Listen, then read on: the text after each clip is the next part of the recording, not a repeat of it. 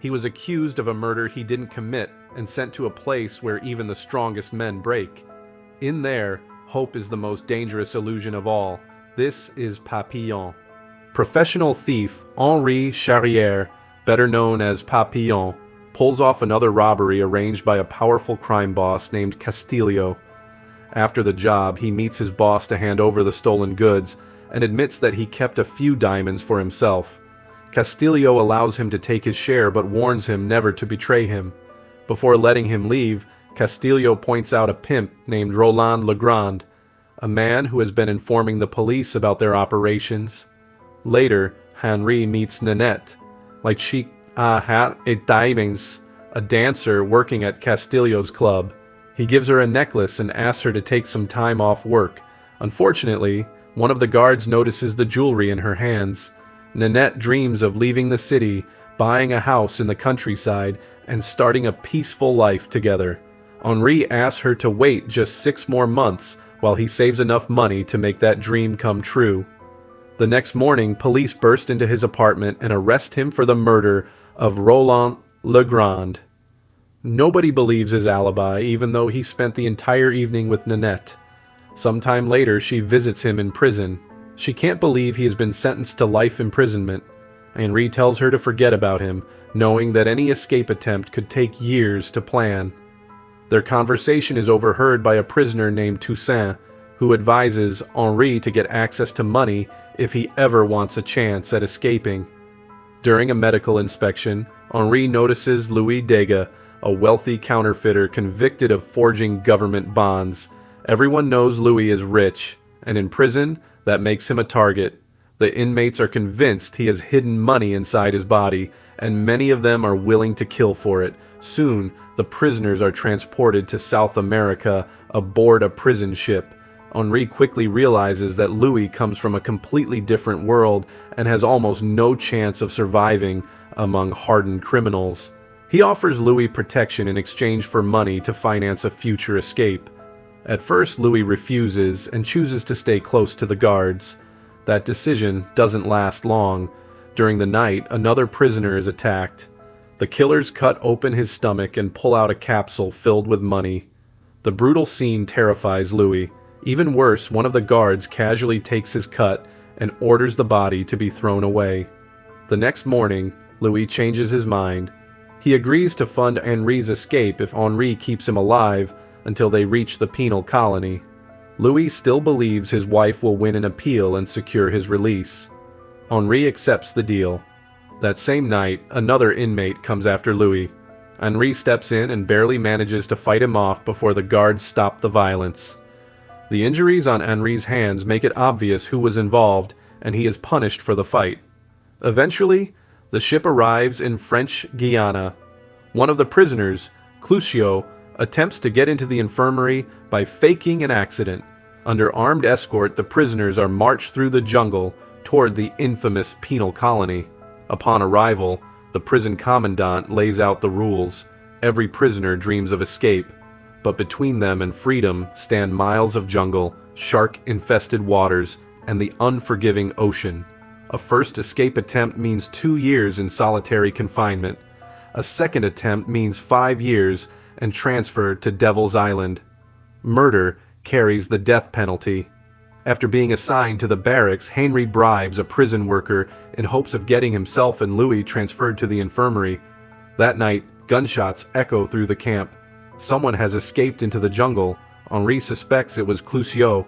Unfortunately, their infirmary plan falls apart when the deputy warden recognizes Louis and sends both men to work in the mines instead.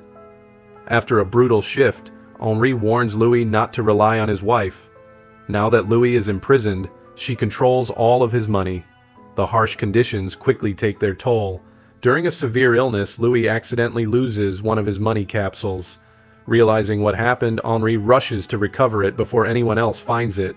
He succeeds, but other prisoners notice. One inmate immediately demands the capsule. Henri makes it clear that nobody is touching their money. On the way back from work, the prisoners encounter a local guide whose wagon is stuck in the mud. While helping him, Henri secretly asks whether he owns a boat. The guide says he will remain in the area for 3 more days and is willing to help them escape for $5,000. Later, inside the showers, the same inmate returns with 2 accomplices and attacks Henri and Louis. Once again, Papillon proves he can fight. Despite suffering a wound, he defeats all 3 attackers. That evening, Louis finally understands the truth. Without Henri, he will never survive long enough to see an appeal. For the first time, he asks to be included in the escape plan. The following morning, news spreads through the prison. The prisoner who escaped has been captured. During his attempt, he killed a guard and has now been sentenced to death. After the execution, Henri is ordered to help dispose of the body. He chooses Louis as his assistant. The experience shocks Louis to his core. Covered in blood and overwhelmed by fear, he becomes completely unresponsive. An enraged guard begins whipping him. Unable to watch any longer, Henri grabs a rock and smashes it into the guard's head. At that moment, there is no turning back. Henri runs. He races through the jungle, reaches a river, and dives into the water as bullets fly around him. By evening, he reaches the guide's camp and begs for help. He promises to repay him once he returns to France. The guide refuses. The reward for turning him in is worth far more. Fortunately for Henri, the guard survives the attack.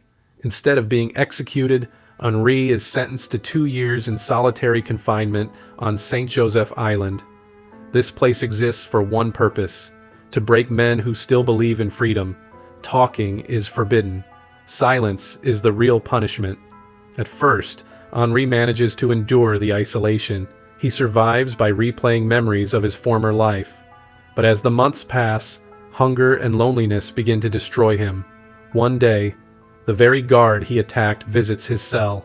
He beats Henri and orders him to keep his eyes down. Even so, Henri refuses to surrender his pride. Later, he discovers half a coconut hidden in his food, along with a note from Louis. Louis promises to keep helping him. That small act of kindness gives Henri the strength to continue. He exercises, keeps his mind active, and refuses to break. Eventually, the smuggling operation is discovered. A prison worker is killed during the investigation. The commandant demands to know who helped Henri. Henri says nothing. As punishment, his food ration is cut in half. Months turn into years. Henri loses track of time but never betrays his friend. After 2 years, Louis finally finds him in the infirmary. He admits that Henri was right all along. His wife abandoned him and married another man. Henri then reveals a secret. He never lost his mind. He only pretended to be insane while waiting for another opportunity to escape. Louis brings Henri another piece of crucial information. On Sundays, the commandant hosts movie screenings for visiting officials and local politicians. During the event, a large portion of the guards will be distracted. Even better, a prisoner named Cellier has already secured a boat. For the first time in years, a real escape seems possible. To maintain the illusion that he has lost his mind, Henri continues acting unstable whenever guards are nearby. At one point, he even drives Louis away in front of the staff to avoid raising suspicion. Meanwhile, Henri begins recruiting allies. After witnessing a guard abuse a younger inmate named Maturette, Henri approaches him with an offer. Help create a distraction during the escape, and he can come with them. Maturette agrees immediately. The plan is finally set in motion. The following day, everyone involved gathers in the prison infirmary courtyard. Cellier confirms that the boat is ready, but payment will be required once they reach it. When Sunday arrives, the commandant welcomes his guests and begins the film screening. At the same time, the prisoners put their plan into action. Maturette distracts one of the guards. Louis keeps the visitors occupied. Henri and Cellier quietly prepare weapons and disable parts of the prison infrastructure. Everything depends on timing. One mistake will get them all killed. Eventually, they make their move. The guards are taken down as quietly as possible. Nobody wants unnecessary bloodshed. Then something completely unexpected happens. A violent storm rolls in. Heavy rain begins pouring over the prison. Moments later, a power line collapses, and the entire compound is plunged into darkness. The chaos creates the perfect opportunity. Using the confusion, Louis steals the keys they need and reunites with the others. One by one, the prisoners slip out of the buildings and make their way toward the outer wall. They carefully descend to freedom, but during the escape, Louis falls and badly injures his leg. Cellier immediately argues that they should leave him behind. Henri refuses. Not only is Louis his friend at this point, but he is also carrying the money needed to complete the escape. Together, they drag him through the jungle. Their absence goes unnoticed long enough for them to reach the local hunters who promise to provide transportation. After handing over nearly all their remaining money, the escapees finally receive a small boat. For the first time in years, they are truly free. The prison is behind them. The ocean lies ahead. But freedom comes with a new problem. The boat is overloaded. Water constantly pours inside. As waves grow larger, Cellier becomes convinced that someone must be sacrificed. And in his eyes, Louis is the obvious choice. Henri refuses. Nobody is getting thrown overboard. For a short time, the argument dies down. Then a massive storm approaches. Cellier brings up the idea again and tries to convince Maturette to support him. Instead, Maturette attacks him. A brutal fight breaks out on the tiny boat. Henri joins the struggle, but Cellier is stronger than both of them. Slowly, he gains the upper hand. At one point, he nearly drowns Henri. Just when it seems all hope is lost, Louis reaches for a knife. Despite his injuries, he drives the blade into Cellier's back several times. The fight is over. Only 3 men remain alive. They throw Cellier's body into the ocean and continue forward. Unfortunately, the storm has other plans. The tiny boat is swallowed by enormous waves. Everything goes black. When Henri wakes up, he finds himself inside a small hut. Confused and disoriented, he steps outside and discovers that he is in Colombia. A nun greets him and explains that she knows exactly who they are. Instead of turning them in immediately, she offers them shelter and urges them to repent. For a brief moment, it seems like they have found peace.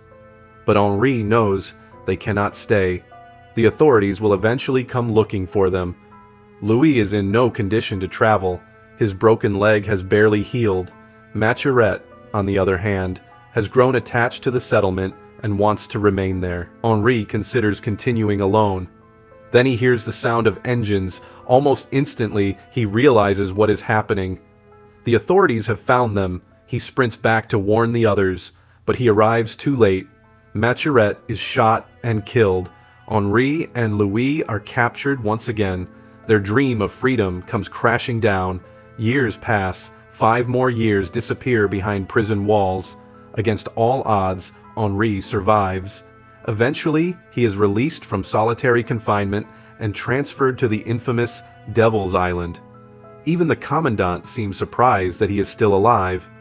Devil's Island is a nightmare. The prisoners living there look broken beyond repair. Many appear to have completely lost their minds. But Henri receives one unexpected surprise. Louis is there. The 2 friends reunite after years apart. Louis explains that he was sent to the island shortly after their failed escape. Most men would have given up by now. Henri does not. He still thinks about freedom every single day. Determined to find another way out, he studies the coastline surrounding the island. Louis shows him the cliffs. The drop is enormous. Anyone who jumps is almost guaranteed to die. Even if they survive the impact, the ocean currents should finish the job. But Henri notices something. The waves follow a pattern.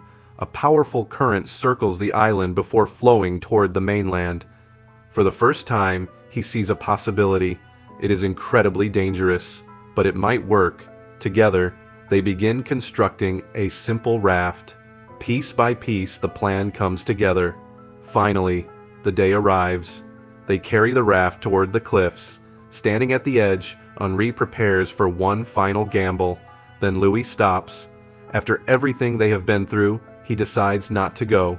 His body is tired. His spirit is exhausted. He wants Henri to leave without him. The moment is heartbreaking. These 2 men have survived hell together. Now, they must say goodbye. After a final embrace, Henri drags the raft to the edge. He takes one last look at his friend, Then he pushes the raft into the ocean and jumps after it. For several terrifying seconds, he disappears beneath the waves. Louis watches from above, certain that Henri is dead. Then a voice echoes up from below. Henri survived. Against all odds, he actually survived. He climbs onto the raft and allows the current to carry him away from Devil's Island. At last, he is free. Years later, Henri Charrière returns to France and tells the world his incredible story.